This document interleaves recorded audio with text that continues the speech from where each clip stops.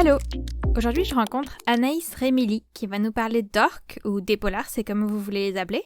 Anaïs est doctorante à l'Université McGill et créatrice du site internet whalescientists.com, scientist avec un S à la fin, qui publie du contenu vulgarisé sur les baleines, mais aussi des articles sur le vécu et l'expérience de jeunes chercheurs qui travaillent sur les baleines. Anaïs est passionnée par les orques et elle nous raconte avec brio le quotidien d'une spécialiste des orques, nous explique avec humour ce que sont les orques, qui ils sont, ce qu'ils font, et répond à mes questions un petit peu idiotes. On aborde entre autres les thèmes de la captivité, du caca d'orque ou encore de comment les orques tuent et mangent les requins blancs. C'est une discussion assez longue, mais je vous promets vraiment que ça en vaut le coup. Ok, c'est parti. Pour commencer, est-ce que tu peux te présenter et me dire qu'est-ce que tu fais? Oui, alors salut à tous. Moi je m'appelle Anaïs Rémilly. Je suis doctorante ici au Québec à l'université de McGill et je suis française. Je viens des Alpes, donc je suis née près de Évian-les-Bains. Pour ceux qui connaissent l'eau d'Évian, c'est là, c'est de là que je viens. Et puis voilà, j'ai 27 ans. Puis ton doctorat, tu le fais sur quoi? Alors mon doctorat, il se concentre sur les orques, donc les orques ou épaulards, comme on les appelle ici au Québec. Euh, on regarde en fait le régime alimentaire et sa relation avec les contaminants, donc les polluants qu'on rejette dans l'eau. Et donc moi, je regarde ce qui se passe au niveau des orques plus dans l'Atlantique, parce que c'est de là qu'on a nos échantillons. Et puis en fait, nous, en tant qu'hommes, on rejette beaucoup de contaminants dans l'eau. En tout cas, on l'a fait énormément par le passé. Et en fait, tous ces contaminants, ils continuent de s'accumuler au sein des mammifères marins, dont les orques. Et ça menace leur santé. Donc nous, on regarde en fait comment est-ce que leur diète est connectée avec ces niveaux de contaminants. Et puis on essaie de voir d'un point de vue conservation, qu'est-ce que ça va dire, comment est-ce qu'on peut gérer ça, etc. Ok. Puis pourquoi les orques et puis pourquoi les contaminants? C'est quoi ton parcours? Qu'est-ce qui t'a mené ici? Mhm. Alors les orques, bah, pourquoi les orques? Parce que ça a toujours été l'espèce de mes rêves. J'ai toujours aimé les orques. Je pense que depuis que je suis toute petite, ça a toujours été les orques et les baleines. Je me rappelle étant toute petite, mes parents, alors bon, je regrette un petit peu, mais on m'avait emmenée à Marineland en France, puis j'avais vu les orques et là j'étais captivée. J'ai aussi vu Sauver Willy comme tout le monde, que j'ai adoré à l'époque. Donc voilà, les orques, ça a toujours été une grande passion. Et puis, en fait, par la suite, quand je suis arrivée en master, donc mon bac, donc ma licence, comme on dit en France, à Lyon, en sciences, et, enfin en biologie. Et ensuite, j'ai commencé un master international Erasmus Mundus. Donc c'est un master en fait, où on change d'université à chaque 6 mois. Donc j'ai commencé par l'université de Bordeaux. Ensuite, j'ai déménagé en Espagne pour aller à l'université du Pays Basque. Et puis j'ai fini par atterrir à l'université de Liège en Belgique. Et donc, tout ce parcours-là, en fait, pendant tout mon parcours, j'ai rencontré pas mal de personnes qui s'intéressaient à l'écotoxicologie. Donc, c'est l'étude du devenir des polluants rejetés par l'homme dans l'environnement. Et j'ai trouvé ça fascinant. Je me suis vraiment passionnée pour l'écotoxicologie. Notamment à l'époque, j'étais à fond dans le mercure. Je voulais absolument étudier le mercure, parce que tu vois, quand tu arrives en écotoxicologie, il y a plusieurs types de contaminants qui sont rejetés par l'homme et qui impactent les écosystèmes. Et donc, tu as les métaux lourds, les contaminants qui sont plus anciens pesticides, produits industriels. Donc ça, c'est ceux sur lesquels je travaille maintenant. Après, tu as des polluants un peu plus émergents, type retardateur de flamme, etc., qui commencent à poser des problèmes. Et puis, dernièrement, tu as tous les produits pharmaceutiques, etc. Et moi, au début, j'étais vachement branchée mercure. Je me suis dit, oh là là, c'est trop génial, je vais étudier le mercure dans les mammifères marins. Et puis au final, j'ai fini par travailler plus sur les pesticides et les produits industriels. Et je regrette pas du tout. Mais en tout cas, je pense que c'est via mes professeurs, etc., je me suis vraiment passionnée pour ça. Et puis, en fait, pour mon master, j'ai fait une thèse, donc un mémoire de master. Et ça, c'était plus sur les polluants, donc les pesticides et produits industriels chez les baleines à bosse en Antarctique.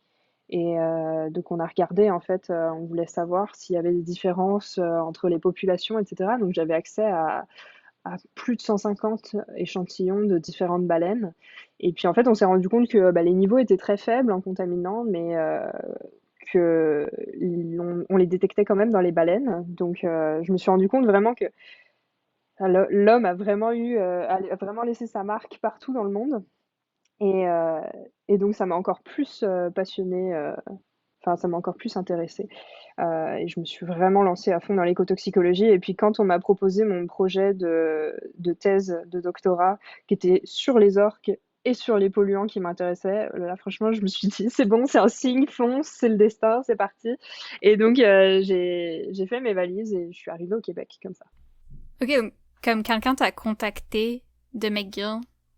Alors c'est moi qui ai contacté, quelqu'un. En fait, c'est un chercheur, il s'appelle Jean-Pierre Desforges, c'est un chercheur canadien et puis je l'avais rencontré à une conférence, au Danemark, une conférence sur les mammifères marins pendant que moi je faisais mon master et puis, il parlait justement, que lui il avait mesuré ces contaminants-là donc, ça s'appelle des PCB, polychlorobiphényle, donc c'est un des contaminants les plus élevés et les plus dangereux, chez les orques et puis, il avait fait, des recherches de fou, il avait montré à quel point ça pouvait les impacter. D'ailleurs, en fait, il a fini par, publier un article dans Science.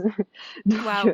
le mec est vraiment Ouais. enfin, il pèse il pèse lourd, quoi. Donc, je l'avais rencontré et puis, c'était un mec super gentil et j'ai fini par le contacter à la fin de mon master en lui disant: «Écoute, j'ai vraiment adoré, ta présentation à la conférence et tout, est-ce qu'il y aurait peut-être moyen de continuer tes travaux ou de faire quelque chose de similaire? Parce que c'est vraiment quelque chose qui m'intéresse» et puis vraiment, je veux dire, je suis devenue vraiment fan du gars. J'ai fini par lui dire parce que maintenant c'est mon collègue, on travaille dans le même, dans le même labo.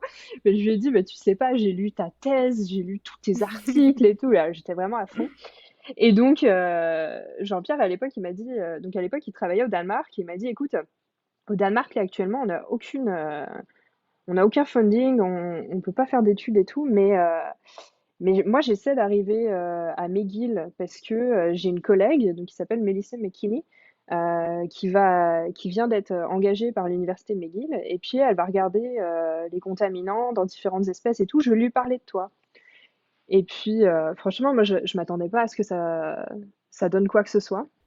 Donc je Mhm. continue mes recherches et tout et 3 semaines plus tard, j'ai un message de Jean-Pierre avec Mélissa qui me disent: «Ah salut, bah écoute, Mélissa est super intéressée et tout» et je savais pas du tout sur quoi était le projet. Mais je t'avoue que enfin, je pense que pour tous ceux qui ont cherché une thèse, de doctorat en sciences et surtout dans un domaine aussi compétitif, que, les mammifères marins, c'est super difficile donc tu prends un petit peu, ce qui te vient. Et donc je me suis lancée dans les interviews et cetera. J'ai été retenue et puis, je lui ai quand même demandé: «Bon, c'est cool tout ça, mais ça va être quoi mon sujet? Parce que j'aimerais bien savoir quand même». Et elle m'a dit: «Bah, tu vas regarder, les contaminants dans les orques en Atlantique du Nord» et là, je lui ai dit: «OK, c'est bon, je signe, j'arrive, je Le fais mes rêve. valises, c'est bon» et donc j'ai commencé en fait en janvier 2019 et donc Ok. ça fait 2 ans que je travaille avec Mélissa et puis, Jean-Pierre a fini par, nous rejoindre plus tard, lui, en tant que post-doctorant et puis, en fait, là, je viens de sortir mon premier papier sur, les contaminants dans les orques islandaises et Jean-Pierre l'a coécrit avec moi. Donc c'est vraiment sympa de se dire que toutes ces années auparavant, j'étais à fond en train de lire tous ces papiers et qu'on a écrit un papier ensemble, Mais oui, c'est le pour rêve. ma thèse. Ouais, franchement, c'est vraiment cool, je suis trop contente et puis ça se passe vraiment super bien. On a une trop bonne ambiance au labo, donc c'est trop Cool. top. Félicitations pour ton article. Merci, je suis Est-ce que trop tu contente. fais une thèse par article? Ouais, je fais une thèse par article, donc le minimum d'articles qu'il faut qu'on publie à McGill, c'est 3. Ok. Après moi, je sais que enfin, j'ai eu pas mal de conversations avec ma directrice et elle aimerait bien que j'en publie 5. Alors, Ouais. je t'avoue que c'était le plan avant la covid. Ouais. Maintenant, c'est plus trop sûr parce que, bah, voilà, on a pris pas mal de retard au niveau du labo, parce qu'on était, coincés, qu'on pouvait pas aller au labo. Donc, va falloir, voir un petit peu ce qui va se passer, mais le but là, c'était de publier 5 articles. Ok. Bah ouais, parce que ça vous affecte comment la Covid? Est-ce que vous avez dû annuler tous les expéditions terrain? Est-ce que tu Mhm. faisais des expéditions terrain en fait avant? Alors, je devais partir en Islande pour échantillonner avec ma collègue islandaise. Et puis, bah, j'ai pas pu partir à cause de la Ouais. Covid, donc j'étais un peu triste. Donc là, je devais partir cet été. Et puis en plus, je voulais réaliser un mini documentaire sur place avec ma caméra pour monter un petit film après sur ma thèse et tout. Et puis là, je pense que c'est un petit peu mort pour cet été, donc Ouais. peut-être qu'on va viser pour l'été d'après. En tout cas, moi, je perds pas espoir. Et puis voilà, je sais que l'invitation, elle tient pour aller en Islande à un moment, donc je sais que je vais finir par y aller. Mais, euh, mais en tout cas, c'est sûr que pour tout le terrain, ça a tout été annulé. J'avais des copines au labo qui devaient partir dans le nord du Québec, ça a été annulé aussi. Et puis nous, en fait, comme ma prof a été engagée à peu près en même temps que moi, je suis arrivée pour commencer ma thèse, on était en train de faire plein de rénovations au laboratoire pour qu'il soit opérationnel. Et puis, ben, comme la Covid a frappé, tout ça, ça a pris du retard. Donc les travaux se sont pas faits pendant plusieurs mois et en fait, j'ai seulement pu commencer à travailler au laboratoire là en janvier. Ok. Donc heureusement, j'avais pu faire une partie de labo avant la Covid à Ottawa. Je travaillais au gouvernement du Canada. Mais, euh, mais c'est un petit peu compliqué, ouais, niveau timing. La Covid, ça nous a pas trop aidé. Donc on essaie de faire comme on peut en attendant. Et puis on Ok. verra ce que ça donne. Ok. Euh, on va retourner au basique un petit peu. Mhm. C'est quoi une orque? Ouais, parce que Ok. comme est-ce que c'est un dauphin? Est-ce que c'est une baleine? C'est quoi? Alors, une orque, donc d'ailleurs, on dit une orque. Il y a beaucoup de personnes qui disent un orque. Ouais, j'ai dû me Euh, corriger dans toutes mes questions. J'avais écrit un orque, genre une fois sur deux. Ben c'est vraiment, enfin, je pense pas que, moi en tout cas, je prendrais jamais mal si quelqu'un me dit un orque. Mais le terme exact, c'est une orque. Et donc, le nom scientifique de l'orque, c'est Orcinus orca. Et c'est une espèce de mammifère marin. Et ça fait partie de la famille des dauphins. Donc, c'est une baleine, oui, mais en fait, c'est un dauphin. C'est le plus grand des dauphins. Euh, et donc, oui, donc c'est ça. Donc tous les dauphins sont des baleines? Alors, tous les dauphins ne sont pas des... Enfin, tous les dauphins sont des baleines à dents, techniquement, Ok. parce que ça fait partie de l'ordre des ce qu'on appelle les odontocètes. Et donc, ce sont les baleines à dents.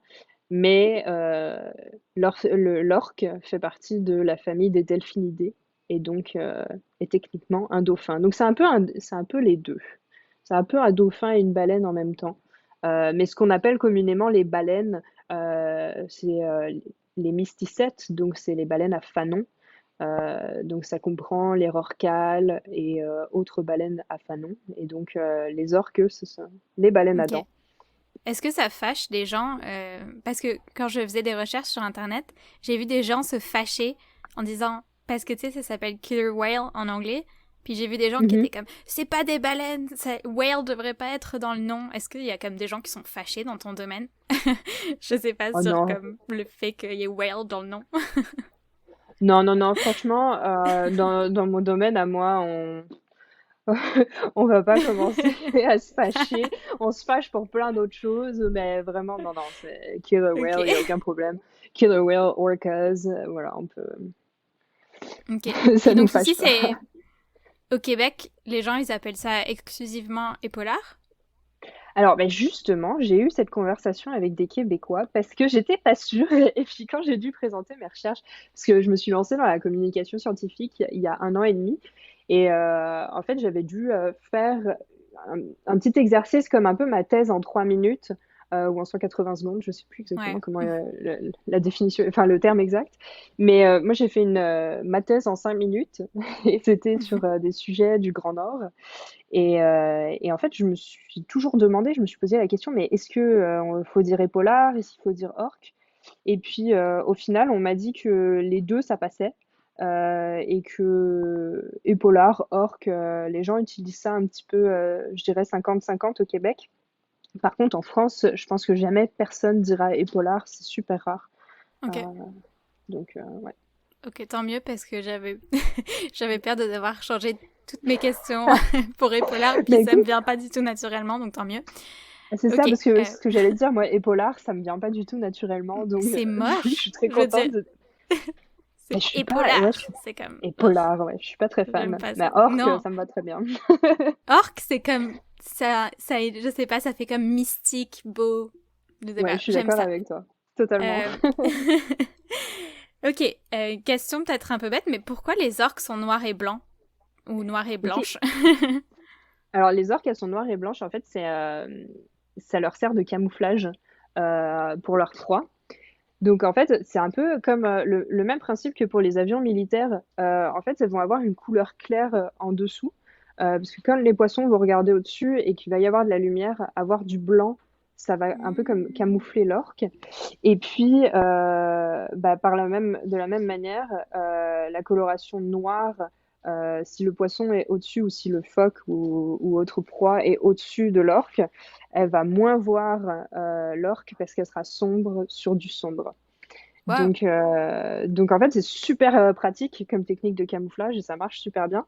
Euh, et puis en plus de ça, la coloration blanche et noire, ça casse un peu la grande taille du corps de l'orque et puis ça va lui donner une apparence un petit peu plus petite et moins menaçante pour la proie. Donc c'est une Ah, super technique qui va lui permettre en fait d'arriver proche de sa proie puis de pouvoir la manger. ok.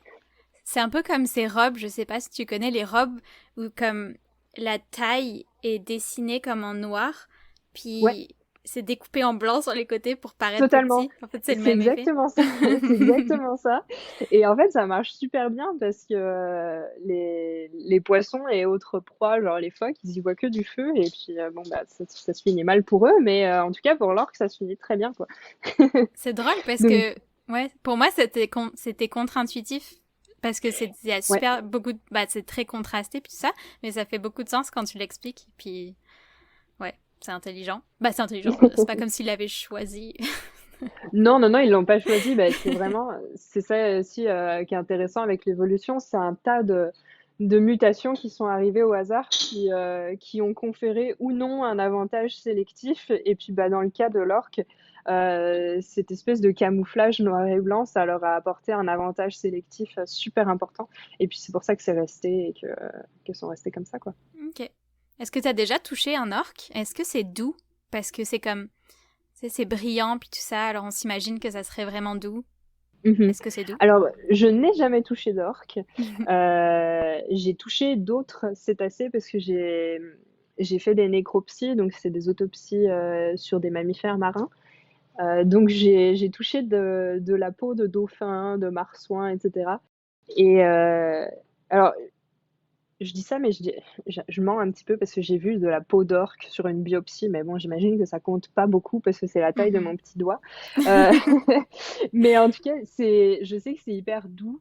Et puis, en fait, c'est le but aussi, c'est que ce soit doux pour que l'eau, elle glisse bien, puis qu'il soit super hydrodynamique. Donc, en fait, ils ont ce qu'on appelle le cellular turnover. Ils ont un renouvellement cellulaire au niveau des cellules de la peau qui est super rapide et qui va leur permettre en fait de toujours avoir des nouvelles cellules toutes fraîches et toutes lisses pour pouvoir mieux glisser dans l'eau. Ok, cool. Puis, donc tu m'as dit que les orques avaient des dents comme les autres dauphins. Mhm. Euh, pourquoi des dents, puis pourquoi si pointues? Alors, eh ben, ça a des dents super pointues, mais est-ce que tu savais que l'orque, en fait, ça mâche pas sa nourriture? Non. Donc ses dents, elles lui servent pas du tout à mâcher. C'est pour ça que d'ailleurs ses dents sont pointues. Il n'a pas de molaires pour pouvoir broyer sa nourriture. En fait, ses dents, elles vont lui servir à déchirer la chair de ses proies Génial. et puis attraper des petits morceaux comme ça. Mais en fait, l'orque après va pas mâcher du tout. Elle va juste avaler tout cru, tout rond. Et, euh, et d'ailleurs, c'est un phénomène qui est ultra intéressant pour les orques qui mangent uniquement du poisson. Comme elles mâchent pas, et que le poisson en général c'est suffisamment petit pour rentrer directement dans la bouche. En fait, l'orque elle a développé une technique, elle va sucer le poisson directement. euh, et en fait, le frottement des écailles de poisson au fur et à mesure, ça finit par user ses dents. Et donc, il Ok. arrive que quand tu trouves une orque un petit peu âgée, une orque spécialiste des poissons, en fait, ils ont presque plus de dents. Parce qu'à force de sucer des poissons, et ben, ça finit par créer une espèce d'érosion au niveau des dents. Et ils ont presque plus de dents à la fin. Ok, waouh. Mais attends, les orques, ça mange des gros animaux quand même, non? Ça mange comme... Bah, pas tous, mais il y en a qui mangent d'autres mammifères. Donc ça veut dire qu'ils Ouais. avalent ça tout rond avec les os puis tout ça? Alors, ben non, en fait, leurs dents vont les aider à déchirer les parties de chair. Et puis, elles vont avaler la chair tout rond. Après, pour les os, bon, bah, je sais pas exactement, je t'avoue que sur les petits os, je pense qu'ils avalent ça tout rond, puis qu'après oui d'ailleurs ils avalent ça tout rond puisqu'on en retrouve des fois dans leurs estomacs. Donc si c'est des petits os, je pense que ça passe sans problème. Ok. Après pour les gros os, je pense qu'ils les laissent derrière et puis que c'est les charognards qui s'en occupent. Ok, intéressant. Est-ce que ça fait du bruit, des orques? Est-ce que c'est comme un dauphin? Bah, est-ce que ça fait un bruit similaire au dauphin? Oui, alors, ça enfin, alors non, ça fait pas du tout un bruit similaire au dauphin. C'est plus, le dauphin, ce sera plus, vraiment des clics. Hem, je sais pas si tu as déjà entendu un Ouais, dauphin, mais ouais. je vais pas te l'imiter parce que je t'avoue que j'ai pas envie de me ridiculiser à Je, fond. je l'entends dans ma tête, puis j'ai hésité à faire une Incapable. imitation, mais je pense que je suis pas capable. Ouais, pareil, je suis incapable de faire une imitation. Mais en tout cas, le dauphin, c'est un peu plus, comme une espèce de crissement avec des petits clics. Allô, c'est encore moi, Lise du futur. Voilà des bruits de dauphin.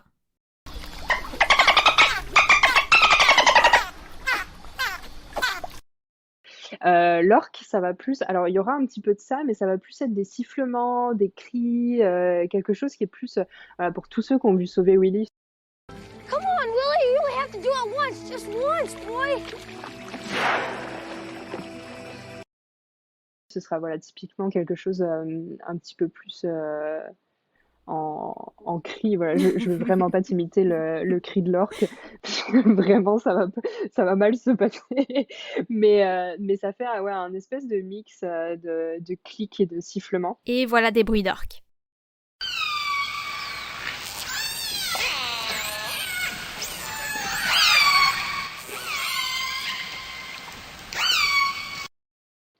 Et en fait, ça va varier en termes de volume et de longueur d'onde, de fréquence, et cetera.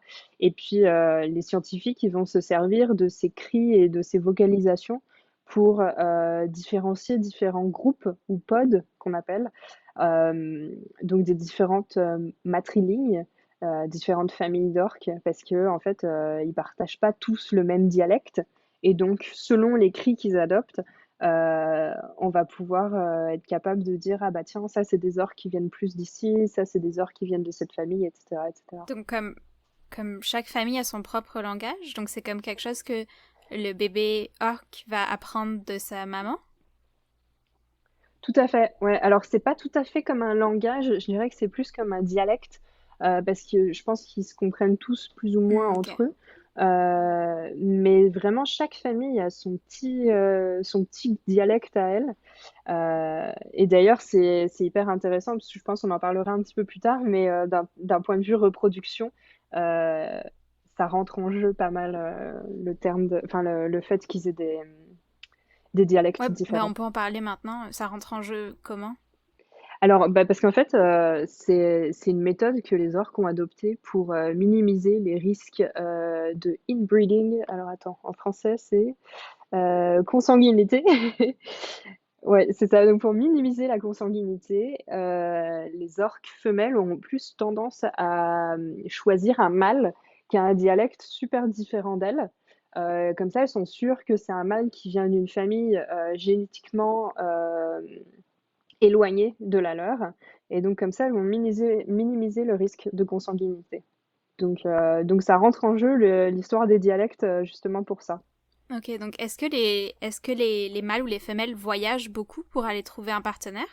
Genre pour être loin puis trouver un partenaire avec un ADN vraiment différent? Alors en fait, ça va vraiment dépendre, de la région dans laquelle on se trouve et puis du type d'orque qu'on peut rencontrer. Mais en général, Quand on parle par exemple des orques résidentes, donc c'est les orques qu'il y a plus du côté pacifique du Canada.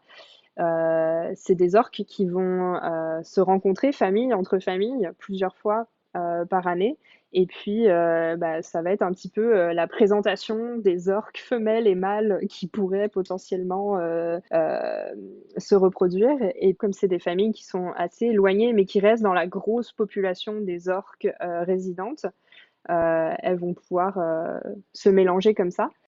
Et après, au niveau d'autres régions où c'est vraiment moins structuré, on peut avoir des orques solitaires ou des petits groupes d'orques qui vont se trouver de temps en temps. Et puis, il va y avoir une femelle d'un groupe qui va aller voir un mâle d'un autre groupe. Et ils vont faire leur affaire de leur côté, puis après, ils vont retourner dans leur famille. Ok, donc à chaque fois que la femelle elle veut faire un bébé, ou bah que je veux dire Mhm. qu'elle est dans la saison des amours, je sais pas comment ça fonctionne chez les orques, elle Ouais. change de mâle, elle doit en trouver un nouveau, ou alors est-ce qu'elle peut retourner vers le même? Alors, en général, les orques, elles sont polygames, donc ça les dérange pas d'en voir plusieurs. J'ai pas vu de cas d'orques femelles qui retournent voir le même mâle. Ok, Et je pense que c'est aussi dans un but vraiment de brassage des gènes pour être sûr qu'il n'y ait aucun problème de consanguinité, etc. Elles vont vraiment aller dans la diversité et puis choisir des mâles différents assez éloignés de leur famille pour être sûr qu'il n'y ait aucun problème par la suite. puis est-ce qu'il y a des critères de beauté, mettons bah, de beauté. Chez beaucoup d'animaux, c'est quand même le mâle le plus Mhm. gros qui va avoir le plus de succès. Est-ce que ça marche aussi comme ça chez les orques? Alors écoute, je me suis penchée sur la question un petit peu plus tôt et puis j'ai pas trouvé de preuves ou quoi qui disaient que si leur aileron est de cette forme-là, peut-être que ça ira mieux. J'ai pas trouvé de critères de beauté chez les orques mâles.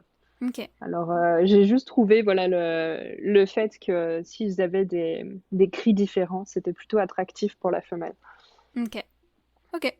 Puis une fois que les orques femelles ont des bébés, comment ça se passe? Est-ce que les bébés restent longtemps avec leur maman? Alors les bébés restent super longtemps avec leur maman. Donc déjà, il faut savoir que les femelles, elles deviennent adultes, donc ça veut dire en âge de se reproduire vers à peu près 15 ans. Et puis à partir de cet âge-là, elles vont avoir des périodes de fertilité espacées de 3 à 16 mois à peu près. Et puis pendant ces périodes de fertilité, donc elles vont pouvoir aller rencontrer un mâle et puis commencer à se reproduire. Et ensuite, elles vont attendre leur bébé pendant 15 à 18 mois. Wow. Euh, et ouais, donc ça commence à faire long.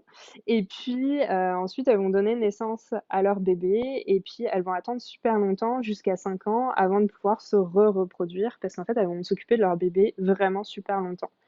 Et donc, ensuite, ça va varier au niveau de comment elles s'occupent de leur bébé. Parce que si c'est une orque qui a un bébé pour la première fois, elle va toujours avoir le soutien des autres orques de la famille, donc que ce soit des tantes ou des mères, grand-mères, etc., qui vont l'aider en fait à bien élever son bébé.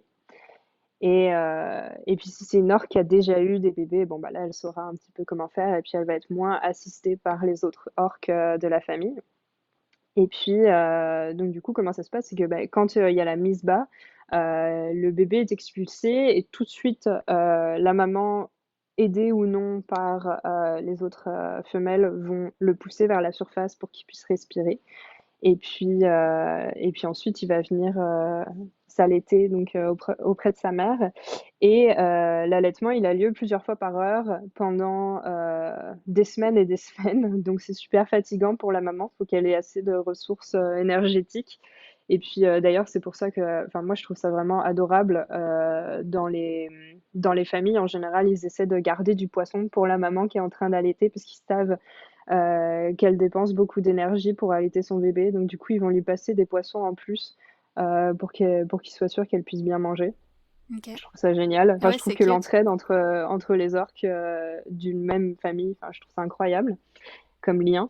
Et puis ensuite, le bébé, il va rester avec la maman pendant des années. euh, Jusqu'à ce qu'il devienne grand en fait. Et puis après, selon les orques, le bébé va rester avec sa maman toute sa vie ou partir progressivement vers des nouvelles aventures. En fait, voilà, ça dépend. Si c'est des orques résidentes, les bébés restent avec leur maman toute leur vie. Ils vont rester dans la même famille toute leur vie. Même, Et puis, ouais. même si c'est des mâles? Même si c'est des mâles, alors il peut arriver qu'il y ait des mâles qui partent de leur propre côté, mais en général, ce sera temporaire et puis ce sera pour aller se reproduire et ensuite ils vont revenir à la famille. En tout cas, chez les orques résidentes, les mâles, c'est vraiment des fils à maman. Ils vont revenir vers leur maman toute leur vie et rester avec leur maman jusqu'à la fin.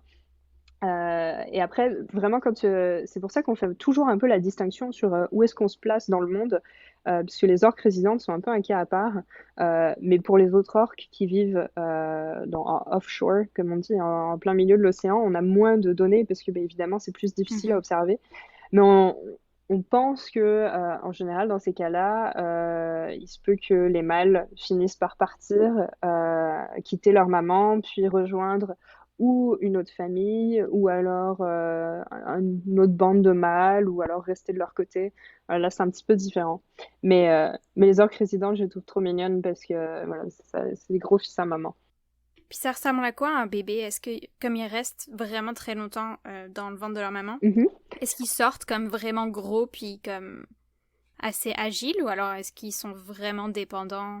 Alors en fait, quand ils sont nés, donc ils ressemblent déjà à une orque, hein, ils sont pas, enfin ils ont la même forme que les adultes, on va dire, mais évidemment ils sont plus petits et en fait ils ont une coloration qui est un petit peu orangée, donc c'est-à-dire qu'au lieu d'être blanc et noir, ils seront un petit peu plus comme, blanc et enfin noir et orange.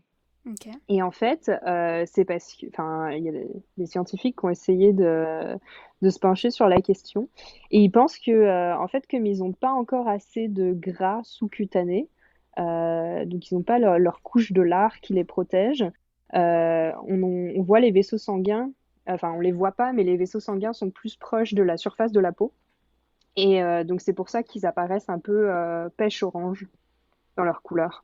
Ok. Donc c'est un petit peu plus, ouais, c'est ça, c'est un petit peu plus orangé jusqu'à ce qu'ils atteignent un niveau, enfin une couche de lard qui va venir cacher la couleur orange et qui va être plus blanche.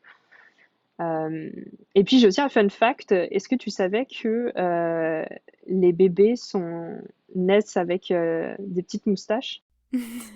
Non, je savais pas. Alors, parce que, donc évidemment, les orques, comme les autres dauphins, sont des mammifères. Donc, mammifères, en général, ça a des poils. Et donc, tu vas me dire, mais où sont les poils? Parce qu'il n'y a quand même pas beaucoup sur une orque. Et ben, en fait, les poils sont sous forme de moustaches. C'est autour de leur rostre, donc leur nez, leur bec. Et c'est comme ça qu'en fait, ils vont venir repérer les mamelles de la mer quand ils viennent de Ok. naître. C'est grâce à leurs petites moustaches. Elles finissent par disparaître au bout de quelques semaines. Mais donc, c'est un peu les derniers vestiges de poils qui restent sur les dauphins. Ouais, c'est vraiment drôle. Mais alors, est-ce qu'ils sont aveugles? Est-ce qu'ils ont les yeux fermés quand ils naissent? Alors, je pense qu'ils voient plutôt mal, ça se développe très vite, mais je pense que dès qu'ils viennent de naître, c'est un peu comme nous, tu vois, on n'est pas tout à fait, on voit pas tout à fait correctement Mhm. quand on est né. C'est un peu la même pour les bébés orques. Ok, j'ai vraiment hâte d'aller googler des photos de bébés orques avec des moustaches. Malheureusement, j'ai pas trouvé de photos de bébés orques avec des poils de moustache, mais vraiment, je vais chérir toute ma vie l'image mentale que je m'en suis fait. Alors, les moustaches, attention, c'est vraiment rikiki, hein, c'est tout petit, c'est à peine visible. On va pas commencer à avoir des grosses moustaches de morse, mais ils ont des petites moustaches, ouais. Ok, ah, c'est vrai, bah, c'est vraiment un fun fact. Quand je cherchais quand je faisais des recherches sur les différents types d'orques, puis j'ai Mhm. plusieurs questions là-dessus, il y avait des photos d'orques qui étaient comme toujours un peu jaune-orange à l'âge adulte. Oui, Est-ce que c'est pour la même raison que les bébés? Est-ce qu'ils gardent une peau alors fine? non, non, non, pas du tout. Surtout qu'en plus, ces orques-là, en général, c'est des orques qui vivent autour de l'Antarctique, donc c'est là où il fait vraiment Ok. froid. Et en fait, la coloration jaune, alors c'est un peu quand tu regardes des photos sur Google, c'est un petit peu jaune-vert. Et en fait, ce serait à cause de la chlorophylle dans l'eau, parce que c'est des zones qui sont ultra productives en termes de phytoplancton. Mhm. C'est là où donc le phytoplancton, les algues microscopiques, c'est là qu'elles se développent. Et donc, ce serait à cause de ça, en fait, à force de traîner dans l'eau ultra chlorophyllée, finissent par être tachées. Ah, ok. Ok, wow. Mhm, Et donc, sur les différents types d'orques, sur mhm. Internet, j'ai lu que, comme c'était pas reconnu encore que différents types d'orques étaient différentes espèces d'orques. Puis, genre, Ouais, on est en 2021. Comment ça se fait qu'on sache pas encore ça pour sûr? Est-ce qu'on n'a pas analysé l'ADN de plein de types d'orques pour établir des différences? Comment ça se fait qu'il y a toujours ce flou-là? alors c'est une super question et c'est une question qui est assez d'actualité. Et d'ailleurs, j'étais juste en train de répondre à un commentaire de quelqu'un qui critiquait mon étude qui vient de sortir, justement par rapport aux écotypes. Donc, actuellement, officiellement, il y a 9 sous-types d'orques qu'on appelle écotypes. C'est des orques qui sont classifiés sur plusieurs critères. Tu as l'ADN, leur proie de préférence et tout ce qui va avec, en fait, les adaptations du comportement, les cris, etc. Donc tout ça, en fait, ça sépare les orques dans le monde en 9 grands types. Alors, il faut savoir que c'est actuellement en train de changer. Parce que notamment en Atlantique, il y aurait que deux types, type 1, type 2. Il y a plusieurs personnes, notamment la personne qui a déterminé les deux types à la base, qui est en train de dire ouais, non, mais en fait, les gars, je pense que c'était plutôt simpliste à l'époque qu'on disait qu'il y avait deux types, mais actuellement, il semblerait qu'il y en ait plus. Ok. Donc en fait, c'est ça, c'est en plein débat. On est tous en train d'essayer de faire des recherches de notre côté. Donc, moi, par exemple, ce sera plus sur le régime alimentaire. Il y a des gens qui vont plus faire sur les vocalisations. Il y en a qui vont faire sur euh, les mouvements, donc c'est-à-dire où est-ce que les orques se déplacent, etc. Il y en a qui vont faire des analyses ADN. Et donc, en fait, on va tous finir par, j'espère, se mettre d'accord dans quelques années pour dire exactement quels sont les différents types. Mais, c'est ça, Ok. donc c'est en pleine réflexion. Puis après, tu as des sous-types, donc tu as les résidents, par exemple, en Colombie-Britannique.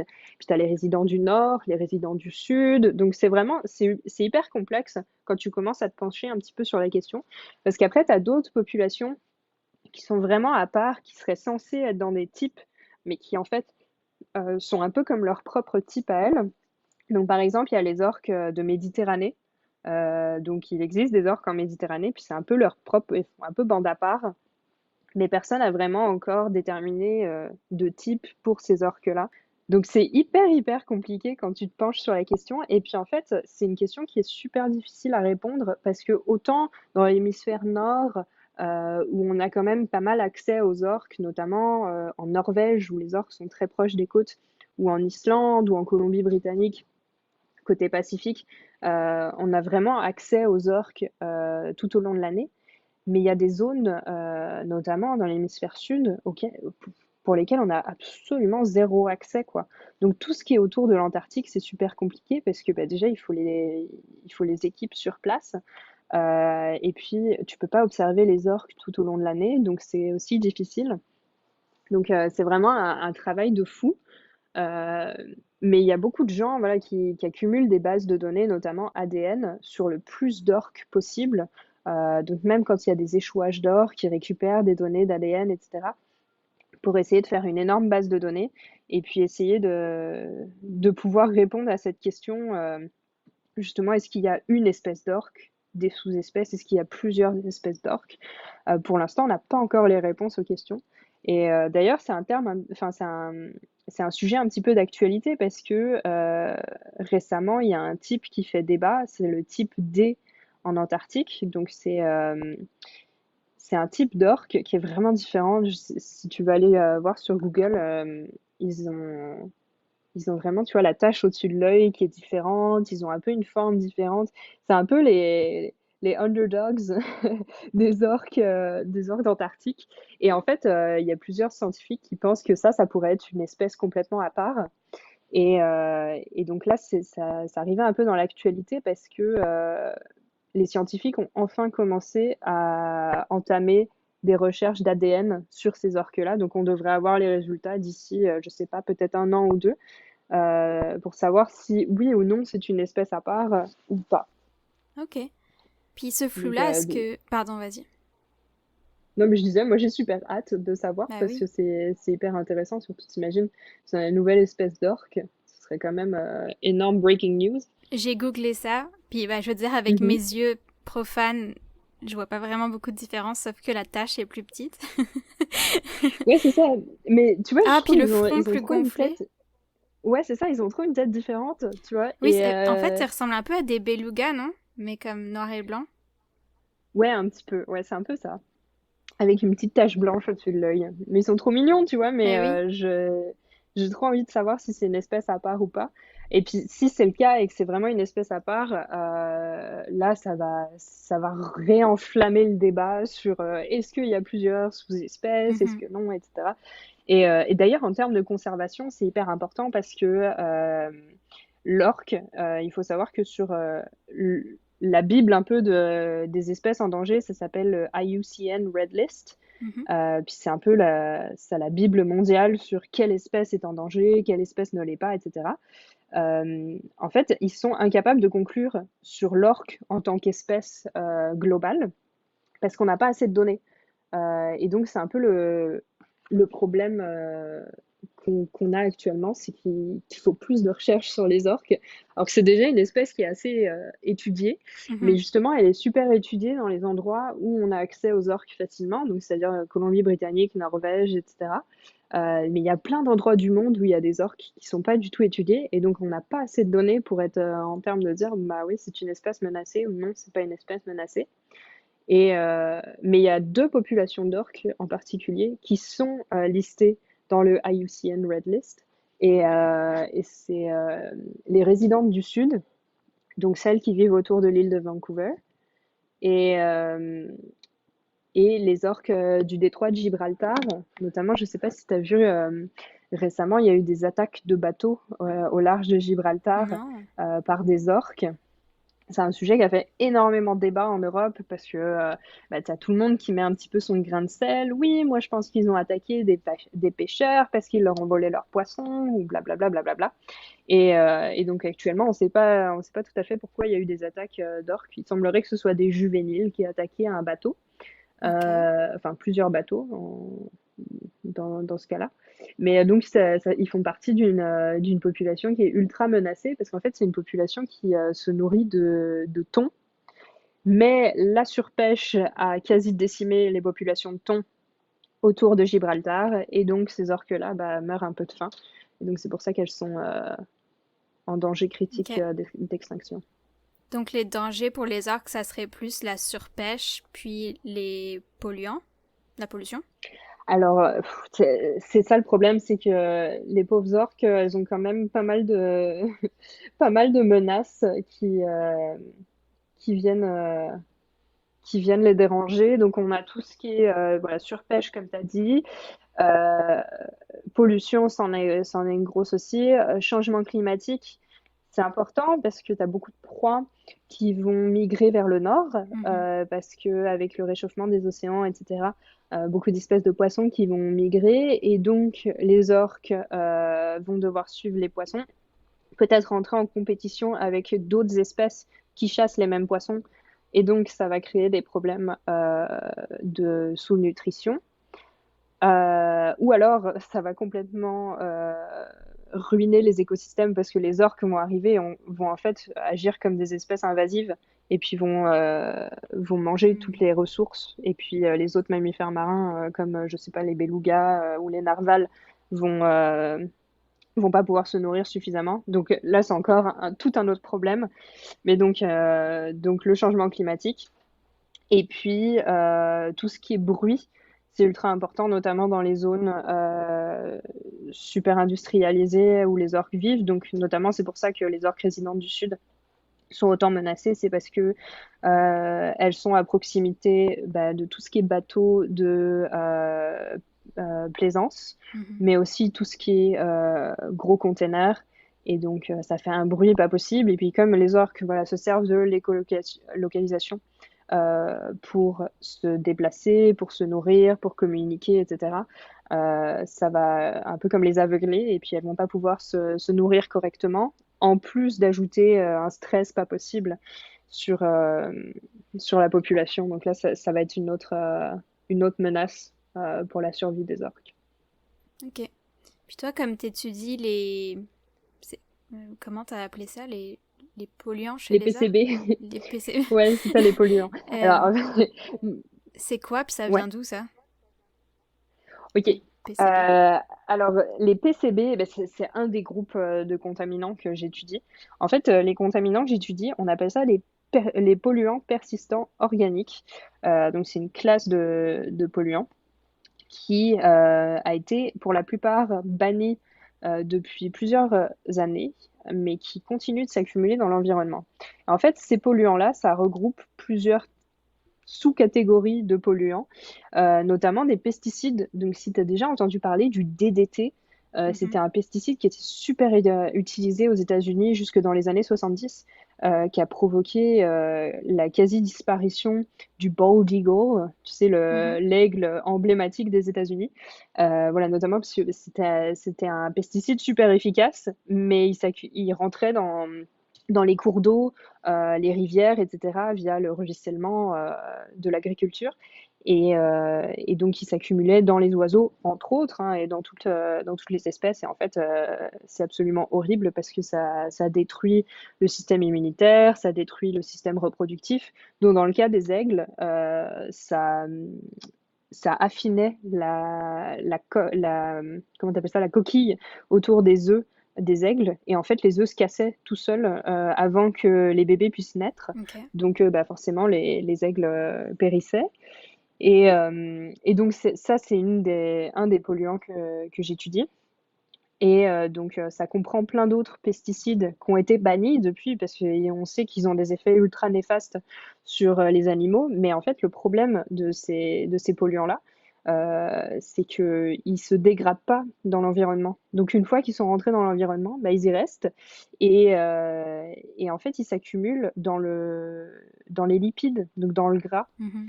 Et le problème des orques et des autres mammifères marins, c'est qu'ils ont une couche de gras énorme pour les protéger justement des températures froides de l'eau. Et donc, justement, c'est là où s'accumulent les polluants. Et c'est pour ça qu'ils en ont plein, plein, plein, parce qu'en fait, ces polluants-là, ils se transfèrent le long de la chaîne alimentaire. Et puis, à chaque fois que tu te fais manger par l'échelon d'après, non seulement tu accumules les Mhm. polluants de ton régime alimentaire, mais en plus, tu accumules des polluants via ton environnement. Et donc, en fait, à chaque fois, ça augmente la concentration de polluants. Et donc, les orques qui sont tout en haut de la chaîne alimentaire, elles accumulent des niveaux pas possibles de polluants.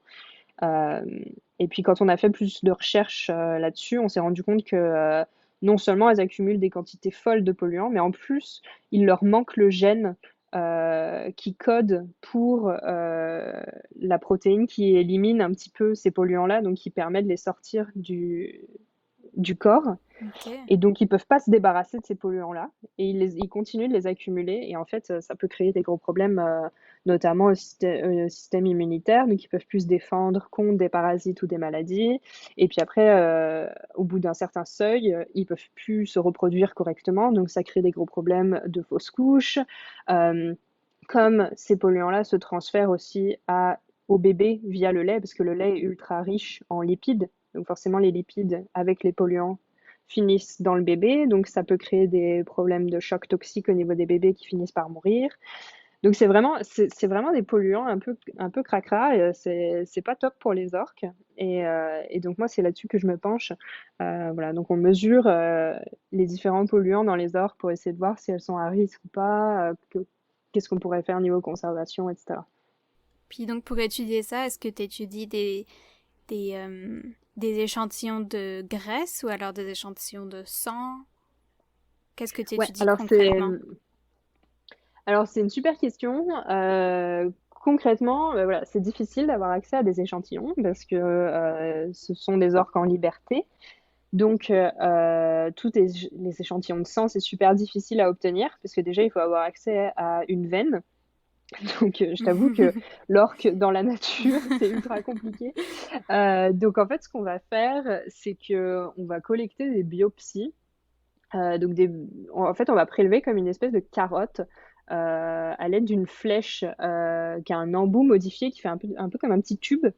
Puis on va arriver en fait prélever une carotte de peau avec le gras sous-cutané, donc le lard. Et puis c'est le lard qu'on va utiliser pour mesurer les polluants parce que c'est là où ils s'accumulent. Donc c'est comme ça qu'on mesure les quantités en polluants. Donc en fait, ça va pas faire mal à la baleine. C'est un peu comme une piqûre de moustique, si tu veux. On arrive, donc en général, c'est assez badass parce qu'on se promène ou avec une arbalète ou avec un fusil. Et puis ça va venir, voilà, prélever une petite carotte. Mais quand je te dis une carotte, c'est le plus gros que j'ai vu.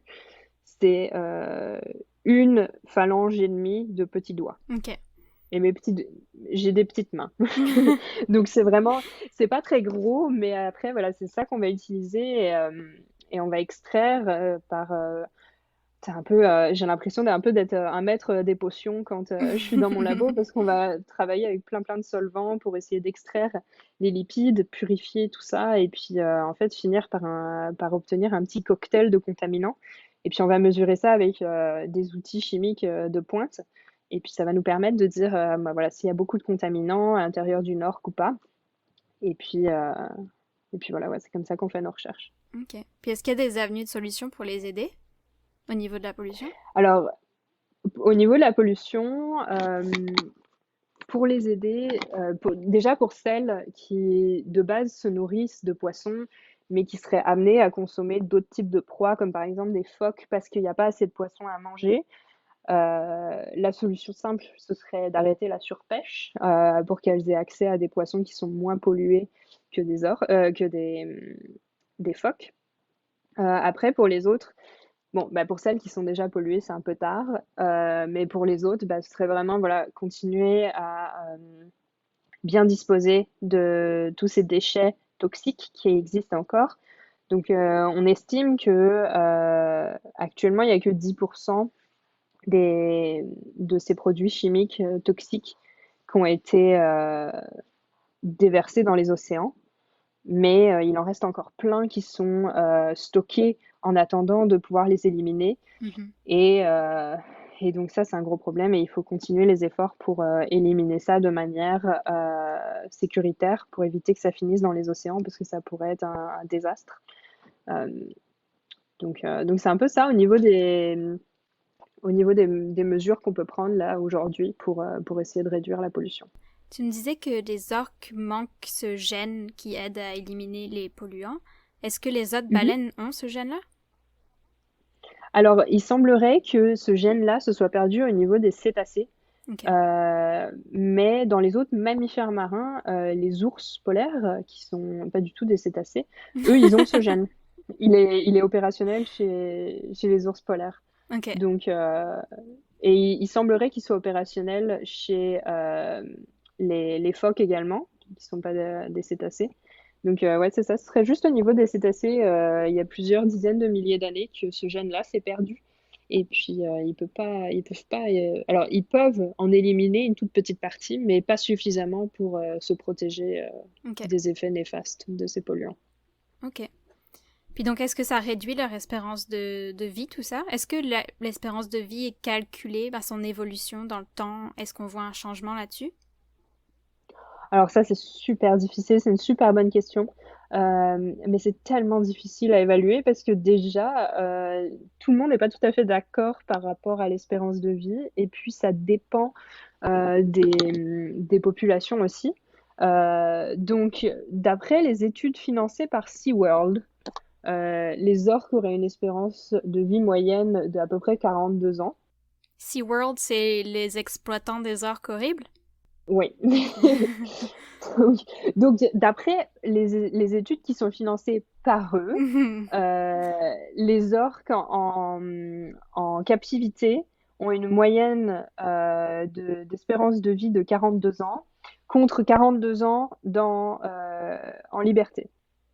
Ok, Sauf que les études qui sont pas financées par SeaWorld diraient que ce serait plus proche de 60 ans pour les mâles et 90 ans pour les ouais, femelles. évidemment. Parce qu'ils ont Donc, intérêt à dire qu'ils vivent moins longtemps, comme ça bah, ils ont c'est ça. des excuses quand leurs orques meurent super tôt, j'imagine.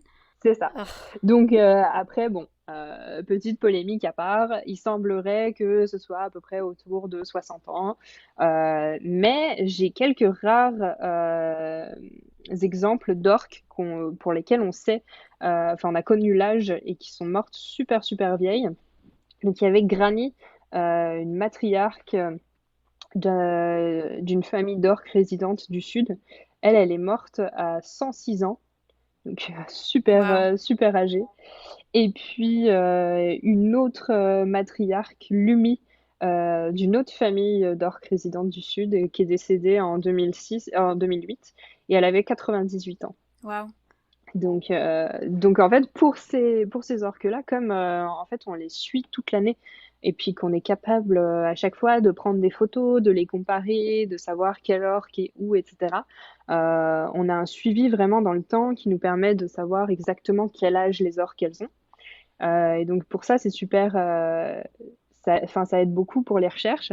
Mais après, pour tout ce qui est espèces en liberté, ben, on ne sait pas trop parce que si tu vas en Antarctique, ça va être super difficile parce que personne connaît ces orques-là. Donc tu vas pas avoir un suivi de la population sur plusieurs années pour être à même de dire, bon Mhm. ben voilà, cette orque-là, elle a tel âge, etc., etc. Et comment vous faites pour estimer l'âge d'une baleine? Est-ce que vous utilisez comme les techniques qui utilisent des résidus nucléaires, d'explosion nucléaire Non, alors tu peux mesurer l'âge avec les dents. Parce Ok. qu'en fait, les dents des orques, enfin et des mammifères marins font un peu comme les arbres, tu sais, où chaque cercle, c'est une Ok. année. Donc tu peux te servir de ça, mais bon, après, c'est ça qui est encore difficile, c'est que dans la nature, comme ça, tu peux pas tuer une orque pour regarder quel âge elle a, parce que c'est un peu contre-productif. Mhm. Donc, actuellement, on n'a pas d'outils chimiques pour déterminer l'âge autrement que sur une baleine qui est décédée. Alors après, j'ai notamment une collègue de mon labo qui est en train d'essayer de mettre au point une technique pour déterminer l'âge des orques en regardant les lipides. Mhm. Donc, à voir si ça fonctionne. Bon, je te spoil un tout petit peu. Il semblerait qu'il y ait un lipide qui soit capable de dire l'âge, en tout cas dans les orques qu'elle avait. Alors, je ne sais pas si ce sera applicable aux Ok. autres orques, mais, mais en tout cas, il y a plein de gens qui sont en train de travailler dessus. Il y a notamment des gens qui sont en train de travailler sur justement utiliser l'ADN et regarder un petit peu au niveau de l'ADN, on a ce qu'on appelle la méthylation de l'ADN. Donc c'est quelque chose qui se passe dans l'ADN et qui serait corrélé avec l'âge chez les mammifères marins. Donc en fait, tu as plein de gens qui essaient de rajouter un peu, de mettre un petit peu leur grain de sel et de regarder un petit peu comment est-ce qu'on pourrait estimer l'âge des mammifères marins sans avoir à les tuer. Mhm. Parce que notamment, c'était un des arguments des Japonais qui faisaient la chasse à la baleine en Mhm. Antarctique, quand ils étaient encore en train de le faire. Ils disaient que c'était la seule manière de déterminer leur âge et qu'ils avaient besoin de tuer les baleines. Et Mhm. donc, c'est pour ça que les scientifiques se sont dit non, non, non, attends, on va essayer de trouver une solution. Et c'est toujours en cours de recherche. Ok. J'ai quelques questions sur la chasse, puis après j'ai quelques questions idiotes. Euh, Oui. Comment ils chassent les orques? Est-ce qu'ils font des cercles autour de leur proie, un peu comme des requins? Est-ce qu'ils attaquent directement? Est-ce qu'ils ont des stratégies? Mhm. Comment ça se passe?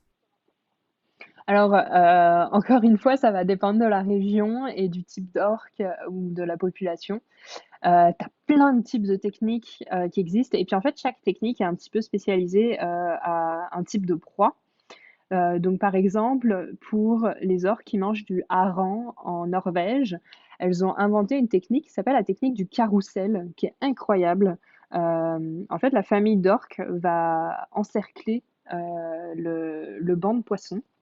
Et là, le mâle orque, un peu genre le bon gros caïd de la famille, va arriver, va donner des énormes coups de queue qui vont complètement assommer les poissons.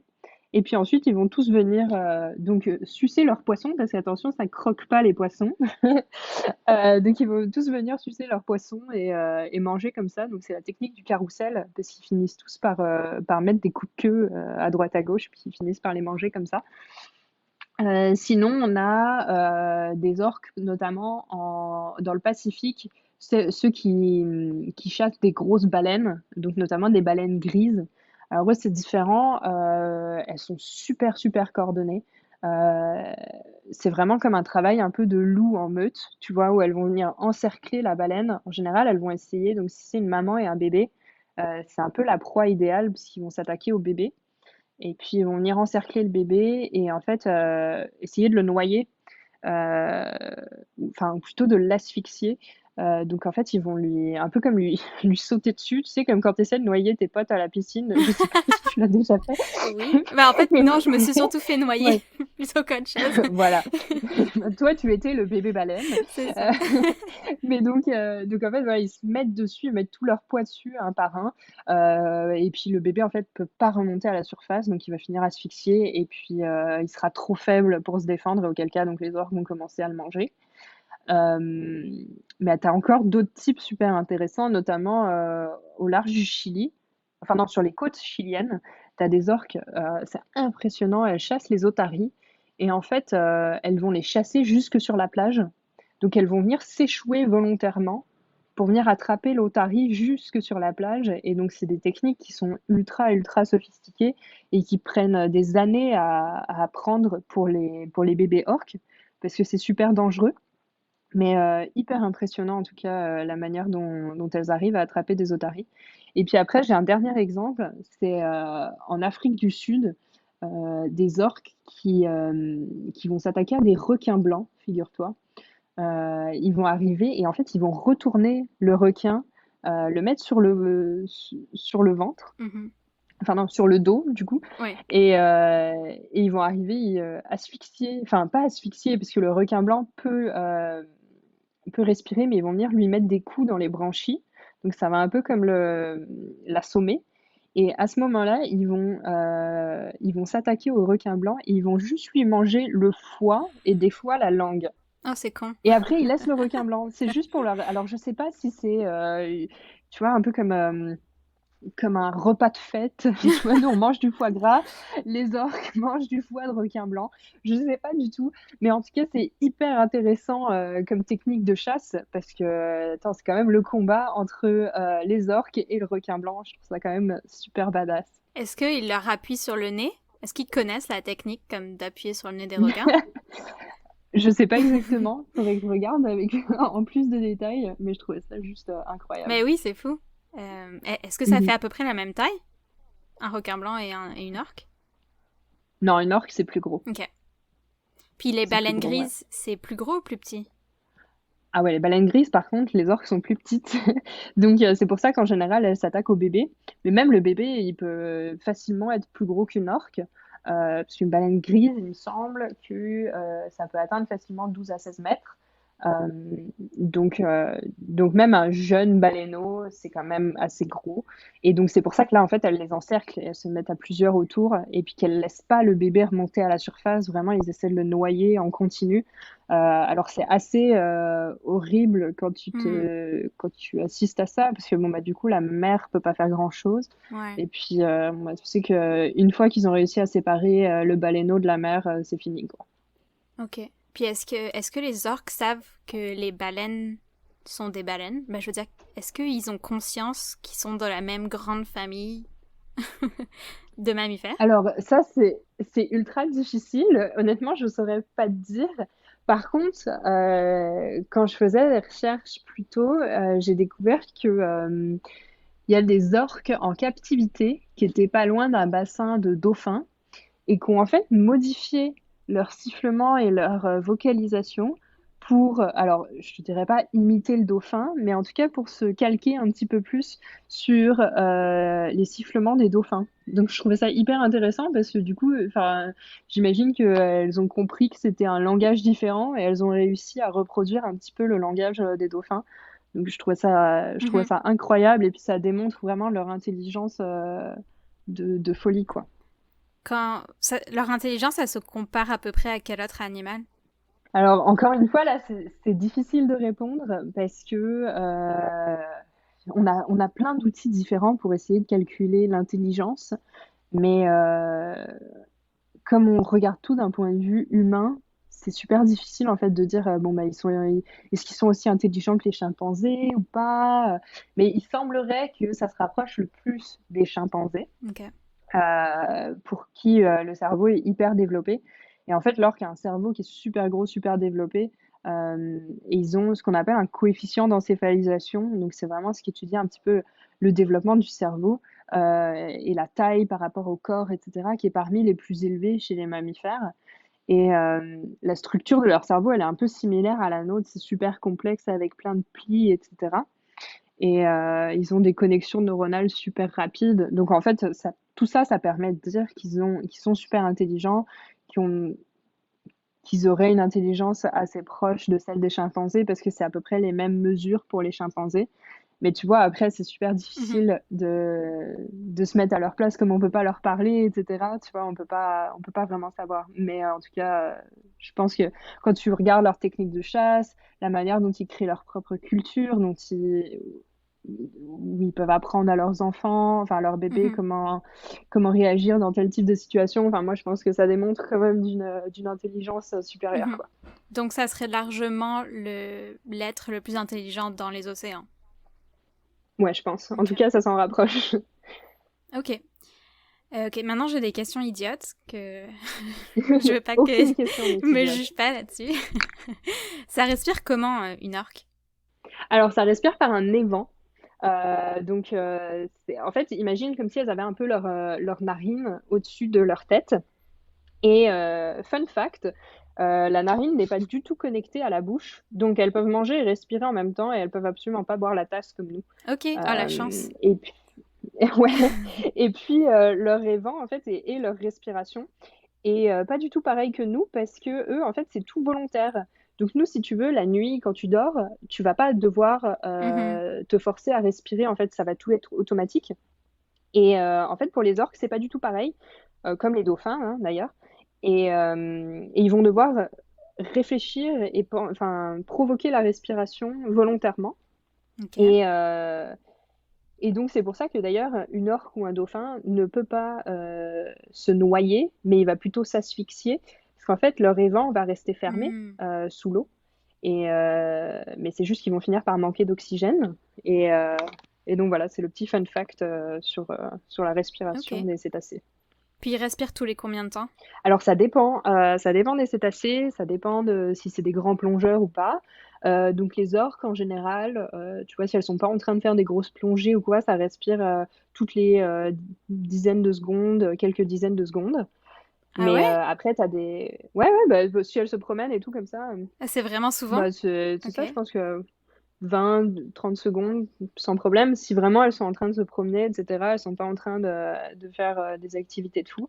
Par contre, tu vois, dans certaines autres espèces, comme notamment la baleine à bec de Cuvier, là, récemment, ils ont vu que le record, alors je sais pas si, j'ai pas envie de te dire des bêtises, mais il me semble que c'était quasi 4 heures qu'ils ont mesuré ça. Donc là, tu vois, c'est des grosses championnes de l'apnée. Mais les orques de base, c'est pas des grosses championnes de l'apnée. Elles plongent pas à des profondeurs de folie où elles tiennent pas leur respiration pendant des heures. Elles ont d'autres skills qui sont pas mal. Quand t'as dit quand elles sont pas en train de faire des activités, je sais pas pourquoi, mais mon cerveau a généré une image d'une orque en train de tricoter. Puis maintenant, j'arrive pas à penser à autre chose. J'ai comme une orque en train de tricoter dans mon cerveau. Si jamais il y a quelqu'un dans l'audience qui s'est dessiné, il pourrait peut-être essayer de nous faire une orque qui tricote, ce serait fabuleux. C'est une bonne idée. Mais donc, elle tricoterait avec quoi? Elle a des petites nageoires. Est-ce qu'ils ont des petites nageoires en avant? Non? Les orques, elles ont des nageoires pectorales, ouais, sur le côté. Mais ok, donc ça serait possible. Pourquoi pas. Ok, ma question que j'ai... c'est une question pipi-caca. J'ai plusieurs questions pipi-caca. Donne-moi tes questions pipi-caca. Est-ce que les orques pètent? Puis est-ce que ça sent mauvais? Puis comment, si vous savez que ça sent mauvais, comment vous savez ça, vous les scientifiques? OK. Alors, je dois t'avouer que je n'ai jamais vu d'orque péter, mais j'ai collecté, des témoignages et oui, les baleines, ça pète, donc les orques, ça pète aussi. Hem Puisque, beh, comme nous, ça mange bien, puis ça mange du poisson ou autre et donc évidemment, ça va passer dans la tuyauterie interne et oui, ça va faire des gaz et donc les baleines pètent bien et il paraît que ça sent bien le prout, comme pour nous. Voilà, alors je sais pas si ça varie, de selon si elles ont mangé du poisson, du phoque, mais il semblerait que ça pue bien en tout cas. Ok. Et puis, pour enchaîner, si jamais tu veux me demander pour le caca, Ouais, je peux te demander. alors il semblerait que, le caca d'orque, ça ressemble à une combinaison d'algues et de morve, et c'est plutôt alors la couleur varie, mais c'est ultra gluant. Heu, Et ça flotte ouais, ou... ouais, ça flotte, tu peux récupérer ça. En fait, Ok. il y a des gens qui analysent ça, hein, ils regardent le caca, enfin, ils prennent le caca pour regarder, l'ADN, ils peuvent mesurer, des toxines, ils peuvent regarder, en fait, l'ADN, des proies pour essayer de reconstruire le régime Ok. alimentaire, donc c'est hyper intéressant. Hem, j'ai une copine d'ailleurs dans mon labo, elle fait sur, du caca d'ours polaire. Elle regarde, justement la diète des ours polaires, via leur caca. Mais moi, ça m'a vraiment surprise parce que, je t'avoue que j'ai jamais vu de caca d'orque, ça m'est jamais arrivé. Mais j'ai déjà vu du caca, de baleine et notamment la baleine bleue, son caca, c'est, orange fluo parce que, ça Ok. vient du fer qui est consume dans le krill et donc c'est orange fluo, donc dans l'eau bleue, si tu veux, Ah, ça ressort très bien, quoi. donc un peu pour la même raison que les flamants roses sont roses. Ouais, un peu, ouais. Ok. Euh, J'avais une autre question de caca, mais je viens de l'oublier. C'est peut-être une bonne chose. Ah oui, non, je me souviens. Et donc, les scientifiques qui veulent récolter le caca, est-ce que comme ils sont dans un bateau, puis ils poursuivent des orques jusqu'à ce que les orques fassent caca? C'est tout à fait ça. C'est totalement ça. Donc en fait, c'est pour ça qu'en général, encore une fois, c'est toujours les orques résidentes parce que, beh, tu peux aller les voir assez facilement, depuis la côte en utilisant ton bateau et puis là, faut s'armer de patience parce que faut attendre que l'orque que tu suis ait bien envie de faire caca et que tu puisses le récupérer parce que bon, faut quand même qu'elle fasse caca pas trop loin de la surface. Parce que si elle fait caca trop profond, ça va être difficile à récupérer. Donc c'est un sacré Ok. travail. Franchement, j'ai beaucoup de respect pour les gens qui travaillent là-dessus. Lorsque je préparais cet épisode, j'ai fait l'erreur énorme et cruciale de googler à quoi ressemblait un pénis d'orque et ça m'a un peu traumatisée. Mais le genre de traumatisme que possiblement on peut vouloir s'infliger à soi-même. Donc voilà, maintenant c'est dans vos mains, vous pouvez ou pas faire cette recherche, c'est comme vous voulez. Tant que je suis ici à vous parler d'organes génitaux, après mon entrevue avec Anaïs, j'ai lu sur son site internet un article écrit par Anna Mitchell sur les vagins en tire-bouchon des dauphins et c'était super intéressant, donc je vous invite à aller le lire. J'avais une question que j'ai oublié de te poser sur les expéditions. Les Mmh. expéditions, je sais pas comment ça s'appelle, vos sorties terrain, mettons. Ouais. Est-ce que donc sur un bateau, il va y avoir plusieurs scientifiques qui font différentes choses, puis qui vont tous attendre leur tour? Par exemple, un qui veut un échantillon de lard, un qui veut du caca, Mmh. un qui est juste là pour observer les comportements, ou alors est-ce que il y a vraiment juste un scientifique sur le bateau qui veut faire son truc Alors, tout seul? c'est une excellente question. Hem, En fait, il va y avoir donc en général, on est toujours une team. Il y a toujours, va toujours y avoir quelqu'un qui a son rôle particulier. Donc en général, si tu récupères des biopsies, va y avoir une seule personne qui va avoir, le permis pour, tirer à l'arbalète ou au fusil, puisque, bah, c'est pas un permis qu'on donne à tout le monde. Donc, en termes Mhm. de sécurité et cetera, voilà, c'est une personne qui va être en charge de tirer.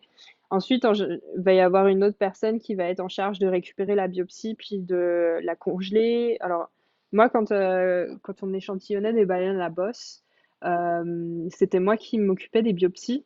Donc, je les sortais des tubes. Ensuite, il fallait tout de suite les couper en différents morceaux parce qu'en fait, quand tu es avec une biopsie, chaque petite partie est ultra, ultra précieuse et importante. Et en fait, avec une biopsie, c'est marrant parce que je parlais avec une collègue plus tôt dans la journée. Une biopsie, tu peux faire 5 études différentes. Tu peux regarder Ok. les métaux lourds dans la peau. Tu peux regarder les isotopes stables. C'est un outil qui va nous permettre de regarder, enfin, d'étudier le régime alimentaire. Ça, c'est aussi dans la peau. Ensuite, dans l'interface entre la peau et le lard, c'est là où tu as l'ADN, donc tu vas pouvoir faire une analyse ADN. Et ensuite, le lard, tu peux faire 2 types d'analyses. Tu peux regarder les acides gras, donc tout ce qui est la composition en lipides. Donc ça va t'aider à reconstruire le régime alimentaire aussi. Et tu peux regarder les contaminants que moi j'étudie, donc les pesticides et les produits chimiques qui se mélangent avec les lipides. Et donc, en fait, voilà, c'est ça. Avec une biopsie, tu peux faire 5 types d'études. Donc, des fois, quand tu es sur le bateau, tu veux tout de suite séparer les biopsies en différents paquets. Et puis ensuite, quand tu vas mettre ça au congélateur, tu vas savoir exactement quel paquet va être pour quelle étude.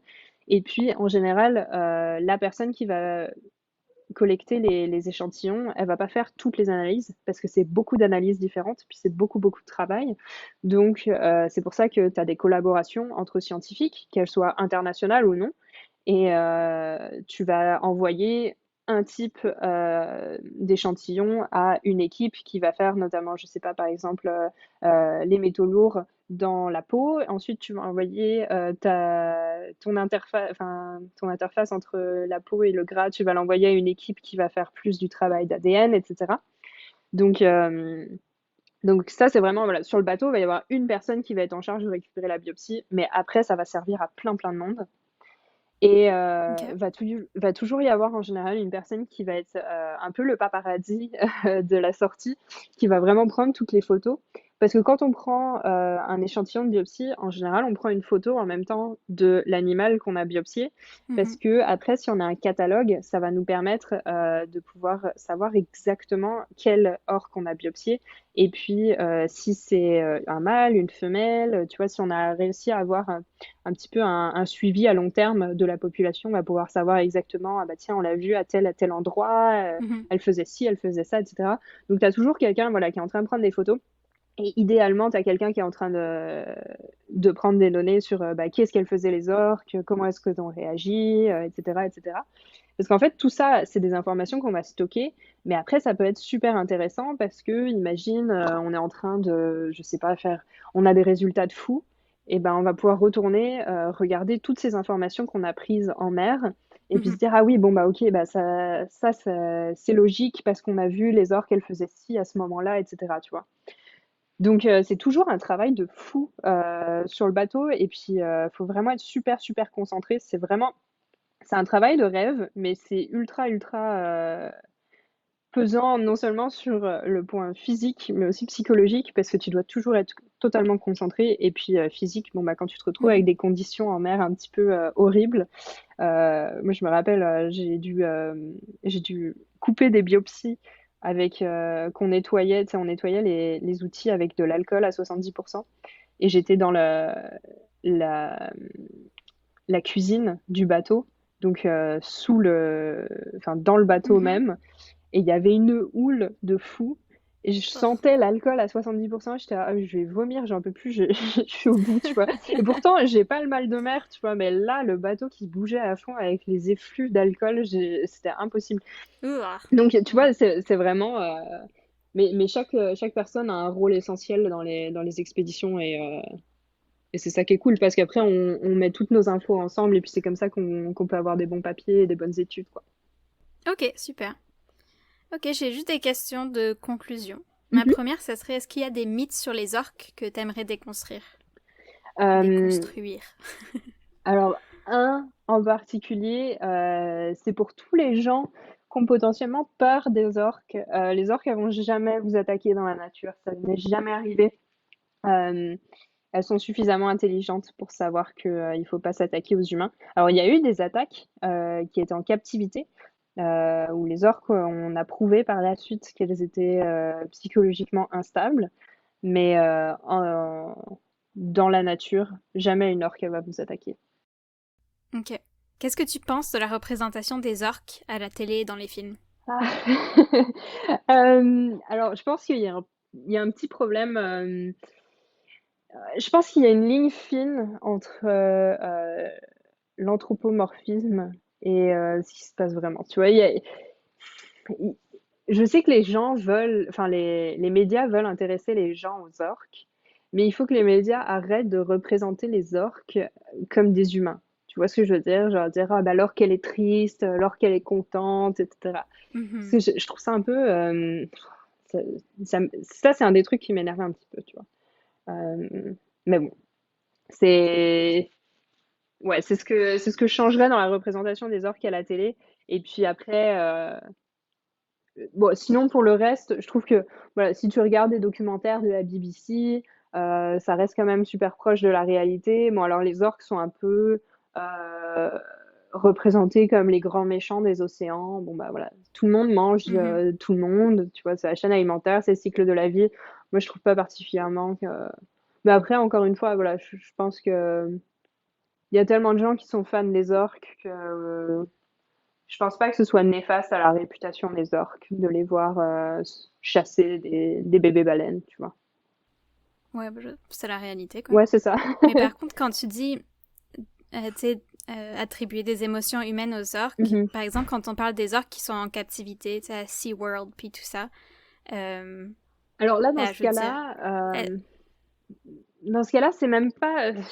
Je vois ce que tu veux dire, et c'est même pas un cas d'anthropomorphisme, parce que là, on sait, on a des indices vraiment clés qui nous disent que l'orque est instable psychologiquement. Tu vois, tu as des orques qui vont se taper la tête contre les barreaux de leur bassin ou contre le mur de leur mhm, bassin, qui vont rester pendant des minutes, enfin plusieurs minutes, tu vois, sur le dos, au fond de leur bassin, sans bouger.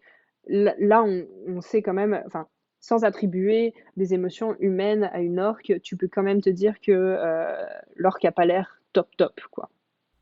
ouais, Donc là-dessus, je pense que dans ce cas-là, c'est pas tout à fait néfaste. Alors encore une fois, bon, l'anthropomorphisme, c'est pas tout à fait top top, mais si ça peut aider les gens à se dire que la captivité, c'est pas top, ça me dérange pas, tu vois.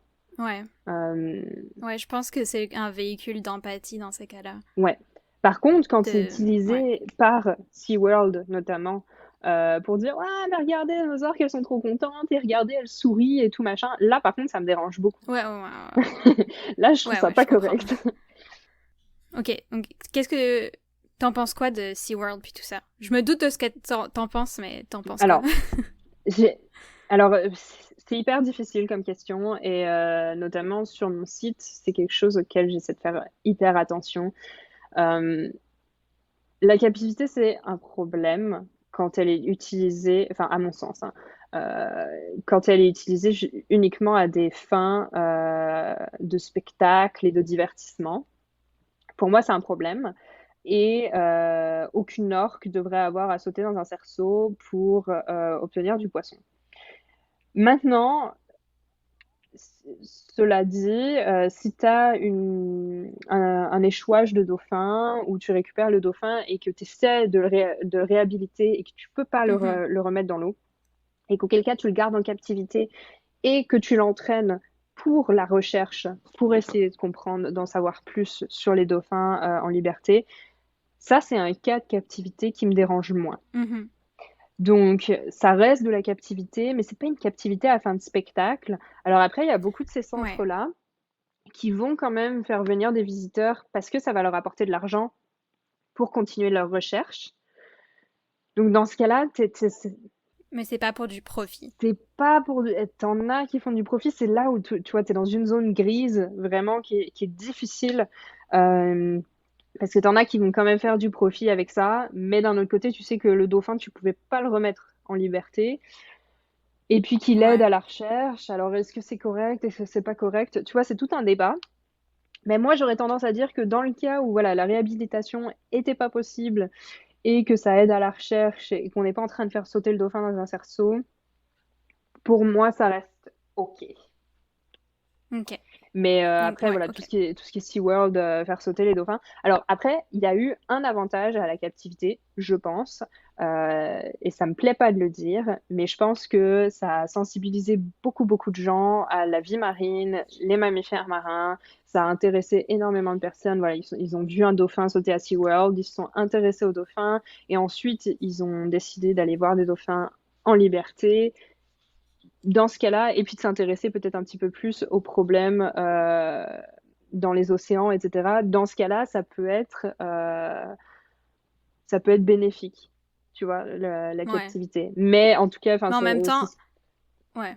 S'il n'y avait pas eu ça, il y aurait eu autre chose de sûrement totalement. plus C'est pour ça sain, que, tu sais. voilà, ouais, c'est vraiment compliqué la captivité. Mais j'aurais tendance à dire que non, je ne suis pas pro captivité. Ok. Ok. J'ai une question que mon copain voulait que je te pose. Oui. Est-ce que, donc dans le film Free Willy, Mhm. qui est quoi, Sauver Willy en français, Sauver Willy, ouais. que, que j'ai pas vu depuis 20 ans, donc je m'en souviens pas, mais je sais que l'orque fait un bond géant, Ouais. et mon copain voulait savoir, est-ce que ça serait possible de faire un bond aussi grand dans la vraie vie? Non, ce serait pas possible, je pense pas.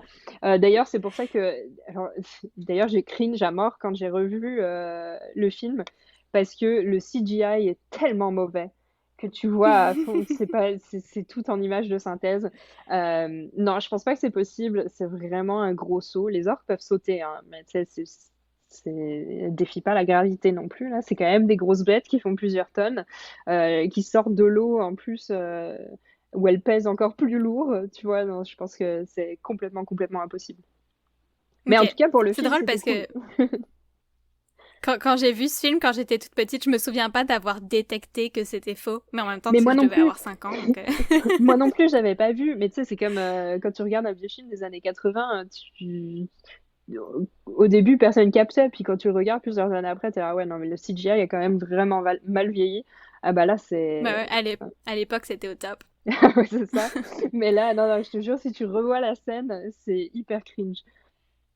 Ok, je vais aller regarder ça sur Google. J'ai comme une envie urgente de revoir ça. Ça marche. La baleine qui jouait Willy dans le film de 1993 s'appelait Keiko. C'était un mâle originaire d'Islande qui a vécu en captivité au Canada puis au Mexique.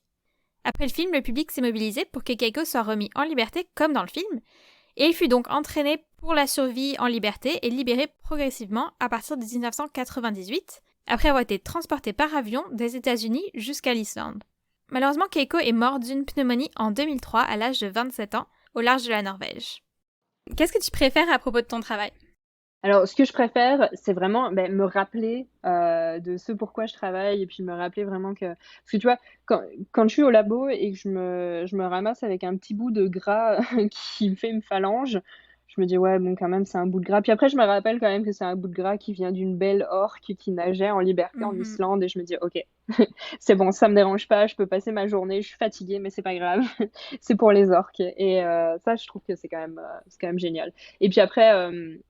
pré-Covid, la partie que je préférais sur mon travail, c'était vraiment pouvoir voyager partout, faire des conférences, rencontrer d'autres scientifiques. Ça, c'était vraiment une partie géniale de ma vie d'avant Covid. Ok. Puis c'est quoi que t'aimes le moins? Ou quelque chose que tu Euh, détestes vraiment? Quelque chose que je déteste vraiment, c'est, je dirais toute la partie administrative bullshit du doctorat. Tu veux faire des demandes de financement, toujours répéter les mêmes choses. Ça, c'est un peu moins cool. Mais bon, Ouais, c'est nécessaire. ouais, je comprends. Est-ce que tu as des ressources à recommander aux gens qui voudraient en apprendre plus sur Haha, les orques ou les baleines? well scientist! Non, mais tu, Well Scientist, c'est le site que j'ai créé. Donc en fait, voilà, je suis un peu une grosse nerd des baleines, j'adore ça. Et puis je voulais vraiment partager ma passion avec tout le monde. Et puis écrire du contenu fun sur les baleines, des fun facts, etc. Vraiment quelque chose de léger où les gens pourraient apprendre un fait ou deux dans le métro en lisant un petit article cool. Et donc j'ai créé Well Scientist. Et puis en fait, à force de réfléchir et de se pencher sur la question, je me suis dit, mais avec Well Scientist, je pourrais aussi donner une voix aux, aux early career scientists, comme on les appelle, donc vraiment les scientifiques en début de carrière qui voudraient partager leur passion, etc. Et donc j'ai créé une page dans Well Scientist où voilà, on partage les histoires, un peu comme moi je viens de faire avec le podcast, mais en mode écrit, sur voilà, un parcours d'un scientifique pour montrer aussi que il y a plein de types différents de personnes qui arrivent à, à atteindre leurs rêves et puis à travailler sur les mammifères marins. Et puis enfin, Whale Scientist, c'est aussi une ressource pour les gens qui aimeraient étudier les baleines. Donc, pour leur donner un peu des tips sur quel type de classe il faut sélectionner, comment choisir le bon master, etc., etc. Pour donner voilà, des petits trucs et astuces de gens qui y sont arrivés. Comment est-ce qu'on pourrait arriver à étudier les baleines? Ok, super. Puis est-ce que les gens peuvent te suivre sur les internets? Oui, alors si vous voulez me suivre personnellement, sur Twitter, c'est Anna Remili. Sur Instagram, c'est Anaïs Remili. Je crois que Anaïs Remili, c'était pris sur Twitter, j'étais dégoûtée. Alors du coup, je vais m'appeler Anna Remili. Mais sinon, après, c'est super simple si vous voulez suivre Well Scientist. C'est Well Scientist partout, avec un S à la fin. Et, euh, et donc, on est sur Twitter, sur Instagram et sur Facebook. Et puis, le site, c'est wellscientist.com. Ok, Voilà. super. Bah, merci beaucoup Anaïs. Merci C'était à toi, vraiment sympa. Puis ça m'a fait trop plaisir d'être là. voilà, vous pouvez trouver dans la description de cet épisode des liens vers les réseaux sociaux d'Anaïs et vers son site internet Whale Scientists avec un S, qui est vraiment génial et que je vous recommande chaudement de consulter. Si vous avez aimé cet épisode, vous pouvez le partager autour de vous, vous abonner, laisser un commentaire et une note sur Apple Podcast et nous suivre sur les réseaux sociaux, sur Instagram et Facebook à Super Spécialiste et Twitter à SuperSpecPod1. Ok, bye bye! Bye!